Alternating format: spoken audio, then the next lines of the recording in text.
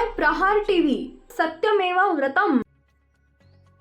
अजित पवार यांच्या निधनानंतर मोठी खळबळ उडाली। त्यामध्येच अनेकांकडून संशय व्यक्त केला जातोय।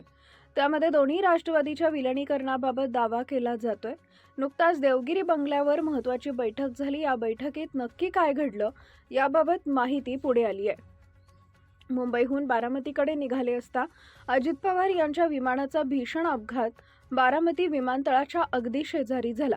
सुरुवातीला अजित पवार यांच्या विमान अपघातानंतर ते गंभीर जखमी असल्याचं सांगितलं गेले, पण काही वेळातच अजित पवार यांच्या निधनाची बातमी आली।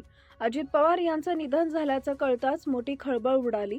अजित पवार यांच्या निधनानंतर काही तासात सुनेत्रा पवार यांनी उपमुख्यमंत्री पदाची शपथ घेतली आणि पक्षाची धुरा आपल्या हाती घेतली।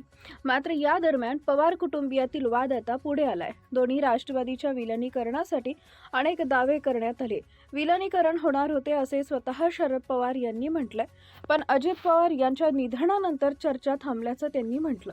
शरद पवार यांना कोणतीही कल्पना न देता सुनेत्रा पवार यांनी उपमुख्यमंत्री पदाची शपथ घेतली।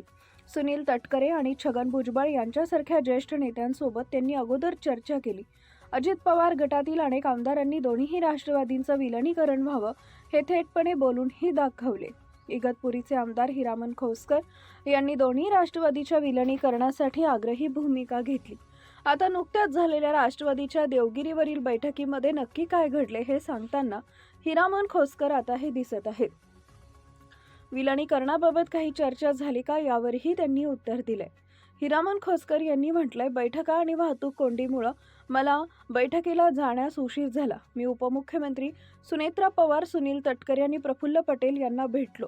मी बैठकीला थोडे उशिराने गेल्यानं काय चर्चा झाली याबाबत माहिती मला मिळाली नाही, पण मी तिथं गेलो। त्यांनी एकच सांगितलं की आमचा कुटुंबातील विषय आहे, पुढे काय करता येईल हे आम्ही बघू।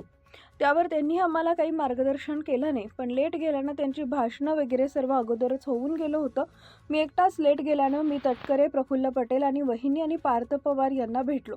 त्यांनी सांगितलं की आमची काही चर्चा झालेली आहे, पण मला काही माहिती मिळाली नाहीये। मी लेट गेल्यानं मला विलिनीकरणाबाबत माहिती मिळाली नाही। काही आमदारांसोबतही माझी चर्चा झाली नसल्याचं त्यांनी म्हटलंय।